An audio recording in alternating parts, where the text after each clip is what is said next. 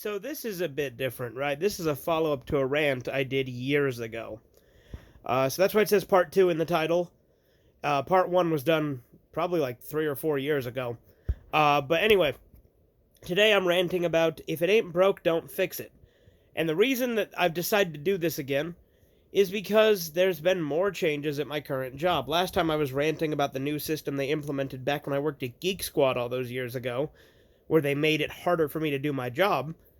And now I'm going to rant about the new system we have at my work. So, the company I work for got bought out by another company sometime late last year, maybe mid last year. And they just recently had us switch to a whole new system when it comes to like the time punch and stuff like that. And I get that to an extent, right? Like, I know it's new owners and stuff and they want to have their own records kept, but there's this app that we used that allows us to look at our pay stubs and stuff, right? And it's not like specific to our company. It's something that is used in most companies. But they've switched over from that to their new system, which is the same one that we do our time punches and stuff in. And because of that, they've disabled the old one, right? Now, as you know, I'm trying to get a house right now. I have to get some updated pay stubs because I've been looking for a house so long. Those updated pay stubs I need to get for the last 30 days and the end of last year. I can't do that because the new system doesn't go back that far. I don't even see a spot to find pay stubs in the new system. But the old one won't even let me log in. It just crashes and says something went wrong now. So now I gotta wait until HR gets back to me and figure that out. So it's like, why do you need to put a new fucking fancy system in when there's already one that tons of companies use? It's not specific to the other company that you bought out. Why are you making this so complicated? There was nothing wrong with the systems that were in place. You're just making shit more difficult because you have to assert your dominance.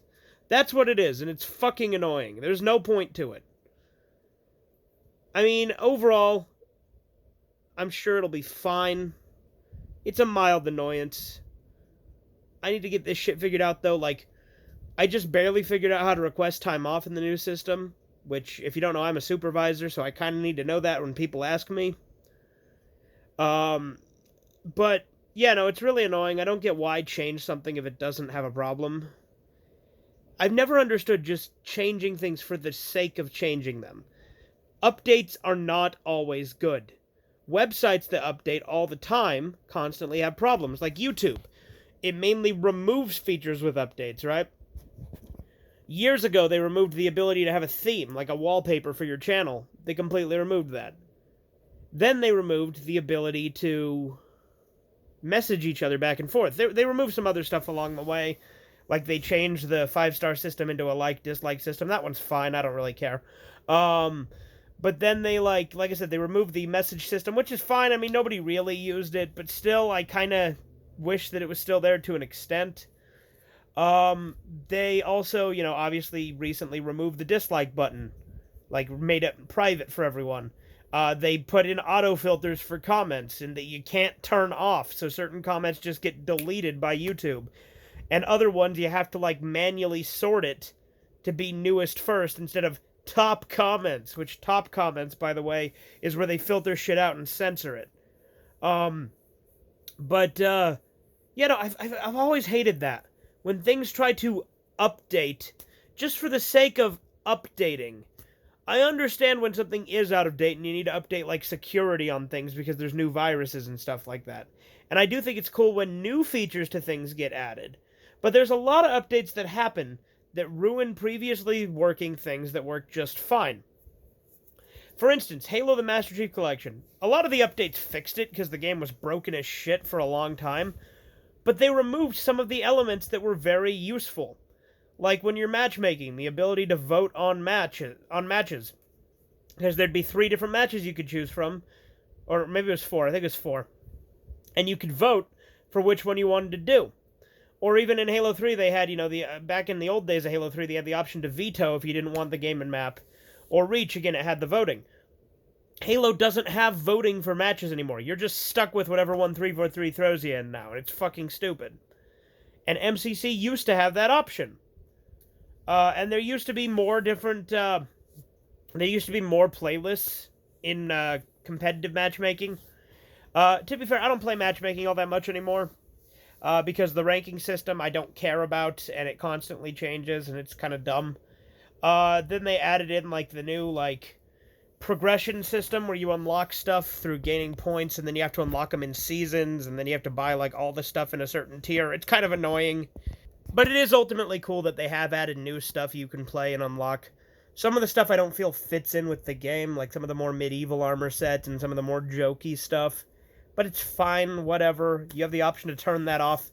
You only have the option to turn it off or on, though. There's no option to be like, I want this, this, this, and this, but not this, this, this, and this. But that's fine, whatever. Ultimately, MCC, a lot of the updates have been good, adding in more modes, the ability to put different weapons and stuff and things that you weren't able to. Like, you can have a BR and ODST firefight now. You can fight Sentinels in firefight.